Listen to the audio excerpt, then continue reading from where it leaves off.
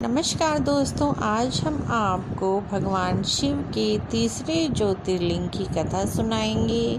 पहली दो कथाएं हमारे चैनल पर आप जाकर देख सकते हैं। श्री सोमनाथ जी की कथा, दूसरी कथा श्री मल्लिकार्जुन की कथा और आज हम आपको श्री महाकालेश्वर जी की कथा सुनाएंगे। महाकालेश्वर की पौराणिक कथा इस प्रकार है। उज्जैनी में राजा चंद्रसेन का राज था। वह भगवान शिव का परम भक्त था। शिव गणों में मुख्य मणिभद्र नामक गण उसका मित्र था। एक बार मणिभद्र ने राजा चंद्रसेन को एक अत्यंत तेज में चिंतामणि प्रदान की। चंद्रसेन ने इसे गले में धारण किया तो उसका प्रभाव मंडल जगमगा उठा। साथ ही दूरस्थ देशों से उसकी यश और कीर्ति बढ़ने लगी। उस मणि को प्राप्त करने के लिए दूसरे राजाओं ने भी प्रयास आरंभ कर दिया और कुछ ने तो प्रत्यक्ष रूप से राजा से उसकी मांग की और कुछ ने विनती की। क्योंकि वह राजा की अत्यंत प्रिय वस्तु थी, अतः राजा ने वह मणि किसी को नहीं दी। अंततः उन पर मणि आकांक्षी राजाओं ने आक्रमण कर दिया। शिव भक्त चंद्रसेन भगवान महाकाल की शरण में जाकर ध्यान मग्न हो गए। जब चंद्रसेन समाधि में थे तब वहाँ एक गोपी अपने छोटे बालक को लेकर उनके दर्शन हेतु वहाँ पर पहुँची। बालक की उम्र लगभग 5 वर्ष की थी। राजा चंद्रसेन को ध्यान मग्न देखकर बालक भी शिवजी जी की पूजा करने के लिए प्रेरित हुए। वह कहीं से एक पत्थर का टुकड़ा ले आई और उसे अपने घर में स्थापित कर एकांत स्थान में बैठकर भक्ति भाव से शिवलिंग की पूजा करने लगे। कुछ देर पश्चात उनकी माता ने भोजन के लिए उस बालक को बुलाया, किंतु वह माता के बुलाने पर भी नहीं आया। तब माता स्वयं बुलाने के लिए बालक को आई, लेकिन बालक तो ध्यान में बैठे हुए थे। उनके कई बार पुकारने पर भी बालक ने कुछ नहीं सुना।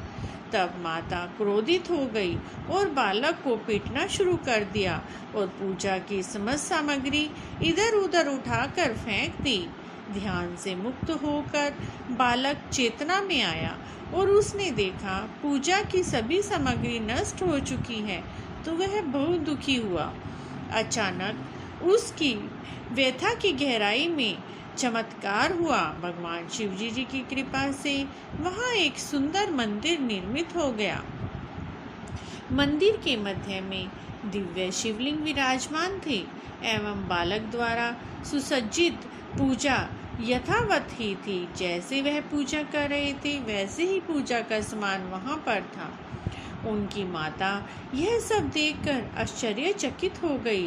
राजा चंद्रसेन को जब शिवजी जी की अनन्य कृपा से घटित इस घटना की जानकारी मिली तो वह भी उस शिव भगत बालक से मिलने पहुँचे। अन्य राजा भी मणि के लिए जो युद्ध करने के लिए उतारू थे वे भी वहीं पहुँचे। सभी ने राजा चंद्रसेन से अपने अपराध के लिए क्षमा मांगी और सब मिलकर भगवान महाकाल का पूजा अर्चना करना प्रारंभ कर दिया। तब वहीं पर हनुमान जी प्रकट हुए और उन्होंने उस 5 वर्ष के गोप बाल को गोद में उठाकर सभी जन समुदाय को संबोधित किया। बालक इस लोक में अनंत सुखों को प्राप्त होंगे और अंत समय में मोक्ष को प्राप्त होंगे। इसी बालक के वंश के 8वां पुरुष महायशस्वी नंद होंगे, जिनकी घर में भगवान श्री कृष्ण जन्म लेंगे और अपनी लीलाओं को रचाएंगे। तभी से कहा जाता है कि महाकाल तभी से उज्जैन में स्वयं विराजमान हैं। हमारे प्राचीन ग्रंथों में महाकाल की असीम महिमा का वर्णन मिलता है। महाकाल साक्षात राज अधिराज देवता माने गए हैं। महाशिवरात्रि के दिन समूचा शहर शिवमय हो जाता है। चारों ओर बस भगवान शिव की ही गुंजन सुनाई देती हैं। सारा शहर बाराती बनकर शिव विवाह में सम्मिलित होता है। अगले दिन अमावस्या को सेहरे के अत्यंत आकर्षण दर्शन होते हैं। भगवान शिव की यह नगरी भक्ति रस में डूबी नजर आती है। मित्रों, अगर आपको यह कथा अच्छी लगी है तो कमेंट बॉक्स में जय महाकाल अवश्य लिखें।